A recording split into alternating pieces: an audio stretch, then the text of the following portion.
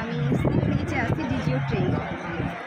আসলে টেম্পারেচারটা যদিও অনেক বেশি, ঘুরতে বা খুশিটা আসলে এত আনন্দঘন মুহূর্তে আসলে এটা তেমন কিছু মনে হচ্ছে না। তবে ওয়েদারটা একটু যদি দেখা যায় কিন্তু আমাদের আসলে অনেক ভালো লাগে।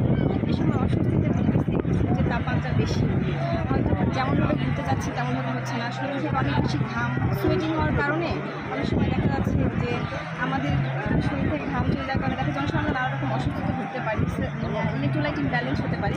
এই জন্য সবার উচিত এই সময় এখানে যতই মজা করুন না কেন সাথে বেশি বেশি পানি খাবেন।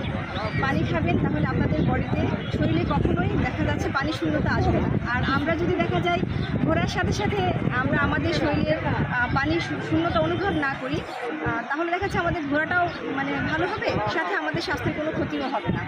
আর সানলাইট থেকে বাঁচার জন্য আমরা অবশ্যই দেখা যায় সানব্লক ইউজ করতে পারি, তাহলে সেক্ষেত্রে আমাদের আর কোনো প্রবলেম হবে না।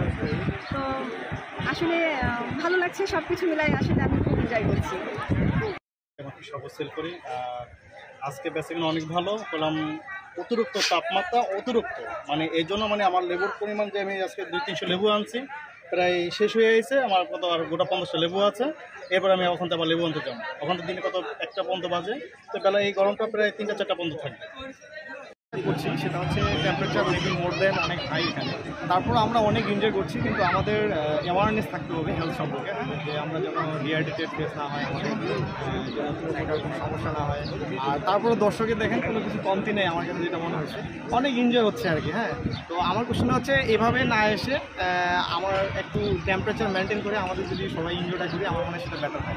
হেলথ সেক্টরে যেহেতু আমি আছি, আমি একজন ডক্টর, হ্যাঁ ফিজিশিয়ান হিসেবে কথাটা বলছি। সবাই ভালো থাকবে, সুস্থ থাকবে। Thank you. পর্যটক এখন এই রৌদের আর এবং তাপমাত্রার কারণে আমরা এখন পর্যটক নিয়ে আমরা যাইতে পারতেছি না গরমের কারণে। হোটেল থেকেই এখন পর্যটক বের হইতেই মানে অনিশ্চিত এখন বর্তমানে।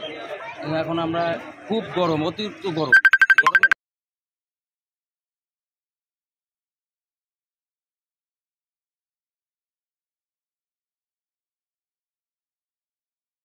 তাপমাত্রা এতে আমরা সবসময় সর্বক্ষণিক আমরা প্রস্তুত আছি। কোনো দুর্ঘটনা বা কোনো সমস্যা হইলে আমরা তাৎক্ষণিক আমরা কাজ করব এবং আমাদের এই যে পরিস্থিতি নিয়ন্ত্রণে আছে সম্পূর্ণ।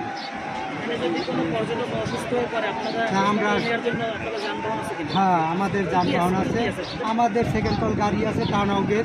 এই গাড়িতেই আমরা মালামাল আছে যে হসপিটালে নেওয়ার মতো সচ্ছলতা আমাদের আছে এবং আমরা যে কোনো দুর্ঘটনায় আমরা সাহায্য করতে পারবো সুন্দরভাবে, ইনশাল্লাহ।